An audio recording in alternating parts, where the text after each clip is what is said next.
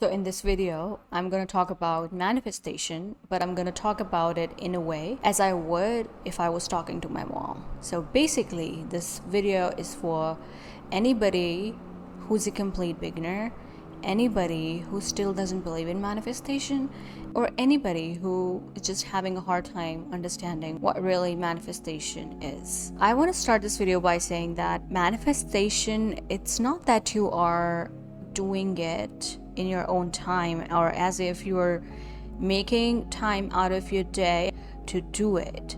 This is not something you do separately. This is something you've been doing. This is something you constantly 24/7 do, meaning you were manifesting all your life. It's not that now that you've discovered it, so now you're gonna start manifesting. You were manifesting all your life. It actually is happening 24/7 without even you knowing it. Just how you're breathing right now, you are not controlling your breathing. Your body is fully in control of your breathing and everything else, every function which you do not consciously control. Similarly, manifestation is the same way. It's not that you're now doing it separately. It's been happening all your life. Your body, your mind was doing it for you on autopilot. So I'm just gonna, in this video, show you how the process looks like, what manifestation really is, and how you were always creating it. It's just that now you're just becoming conscious of what you're creating, what you're manifesting in your life, as compared to before when it was happening on autopilot. So let's just get started. Manifestation in simple words is nothing but your thoughts become your reality. Plain and simple. Your thoughts, what you're thinking day in, day out, becomes your reality. Your reality is nothing but a physical materialization of what you are aware of. So what does an awareness comprises of, or what creates an awareness? So your awareness is nothing but your day-to-day thoughts you truly believe in. But where do these thoughts come from really? So your day-to-day thinking, your behaviors, the way you show up, the actions you take, the decisions you make, they're all just coming from your deep-seated beliefs. You think you're thinking a thought all by yourself, but it's always in alignment with your belief system, and it's always coming from your belief system. Basically, your belief system creates a filter, a perception, if you will, through which you see the whole world around you. But before I dive deep into what a belief system is, how you create a belief system, or how you end up with a specific belief system, let's just look at what are thoughts. Because a lot of people are still very much confused as to what thoughts are, as in people think it's nothing but you thinking in words, which is not the case. So what are thoughts really? So thoughts are plain and simple you thinking in words, you having an internal argument with somebody in your head. They're also your thoughts. You thinking about someone in a specific way, you thinking about them in words in a specific way. They are your thoughts. Or you just having a good conversation with somebody in your head. Those are also your thoughts. Those are also influenced by your belief system.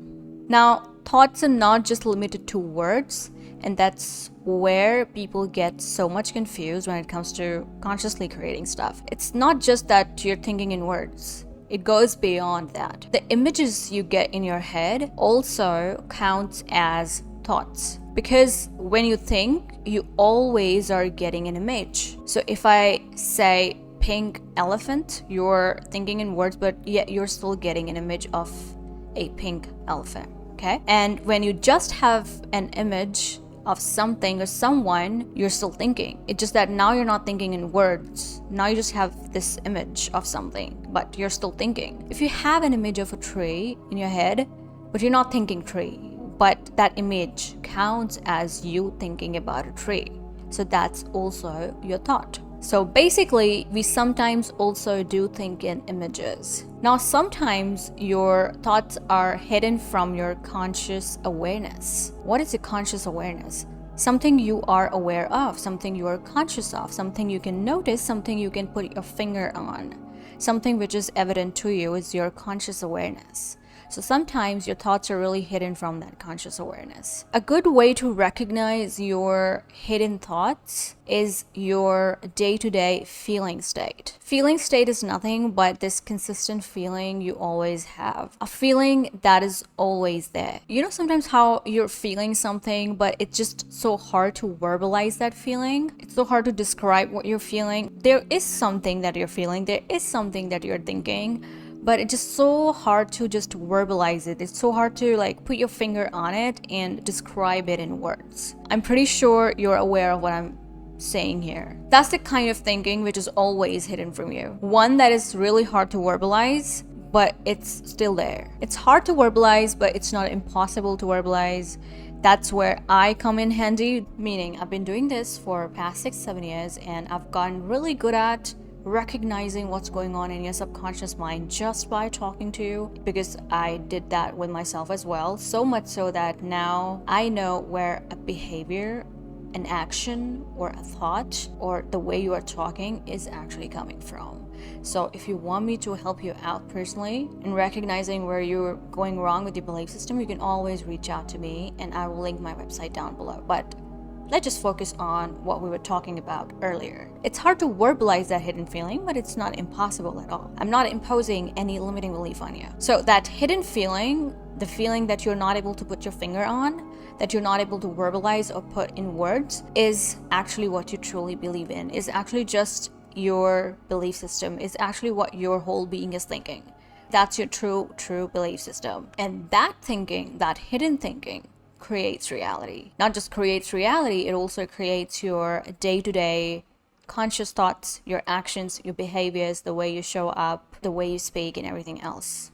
Your day-to-day actions, your behaviors, they all are always aligned with what you believe to be true about yourself and the world around you. That is why when there are a lot of people out there who do not believe in manifestation and they go about and say stuff like, I've been affirming I'm rich for this long and nothing has happened yet. Or I've been visualizing for this long but nothing has showed up yet. If it's as easy as just thinking things and they show up in your life, everybody would be rich by now. Now, the reason why a lot of people keep on saying I've been affirming this long, I've been visualizing this long, but nothing's really happening, that is because that hidden thinking, your belief system, is in control. And no amount of you just affirming or visualizing, I am rich, I am this, I am that, is going to do anything until and unless the affirmation, I am rich, aligns with your belief system. What you're consciously trying to manifest should always align with what you're believing to be true about yourself,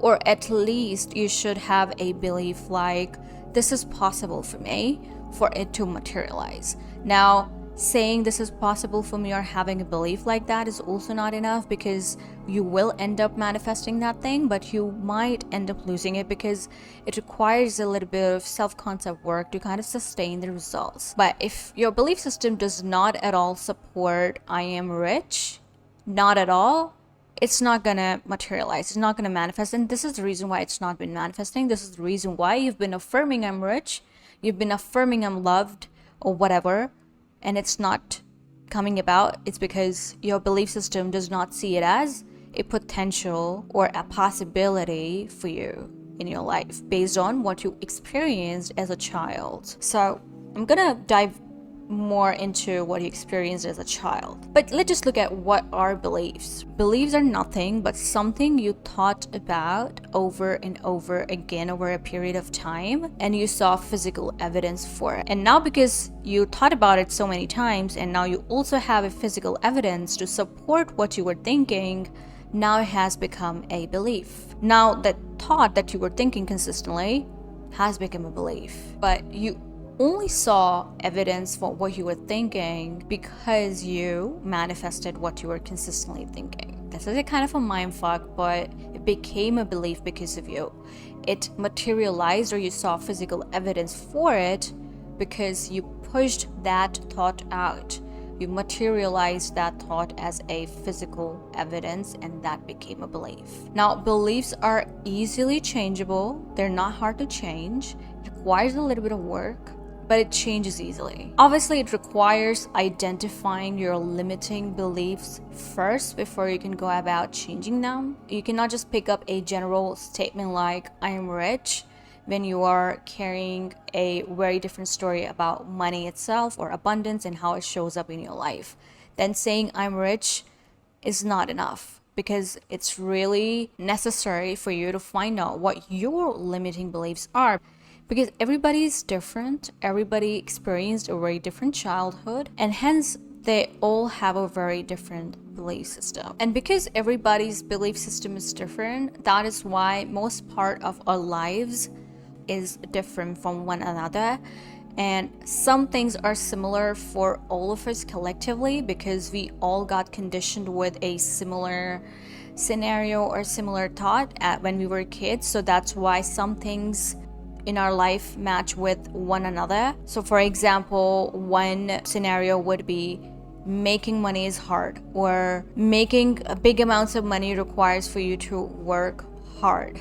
That's something we all got conditioned with collectively, and then we ended up individually manifesting that in our lives or making that true in our lives. So that's why I said most part of our lives are different from one another, and most part of our lives is similar to one another based off of the kind of conditioning we got when we were kids. So basically, your childhood shapes the rest of your life because your childhood shapes your belief system. Whatever you experienced as a kid, as a child, if you experienced lack of money, you would find it really hard to make money as you grow up until and unless you change that conditioning. If there was a lack of love in your family, you would experience that in your adulthood as well when you go out and date people. Stuff like that. Like whatever you've experienced as a kid now has become a belief system and a belief which is driving your life, which is creating in your life. Now, you might ask, oh, this is good. Okay, I have a belief system which shapes my thoughts, my day-to-day thoughts, my actions and whatever. But how is that creating my experience? Like, what is going on? How are my thoughts materializing themselves? So, again, not going to be too scientific, but I'm just going to tell you a little about your body. So your thoughts are electric in nature, and the emotions you feel, they're not up in the air. There are literal chemicals produced by your body based off of what you're thinking. There are literal chemicals, and those chemicals are magnetic in nature, and when the two combine, it creates an electromagnetic field around you. Now, this is from the book by Dr. Joe Dispenza, Becoming Supernatural, one of my favorite books. Now, what happens is, even in your body, the cells are communicating with one another based off of that electromagnetic field they have around it. Each and every little cell has a electromagnetic field around it, through which they actually communicate to one another. Similarly, I have an electromagnetic field, you have an electromagnetic field, and everybody has it. And we are not separate from each other.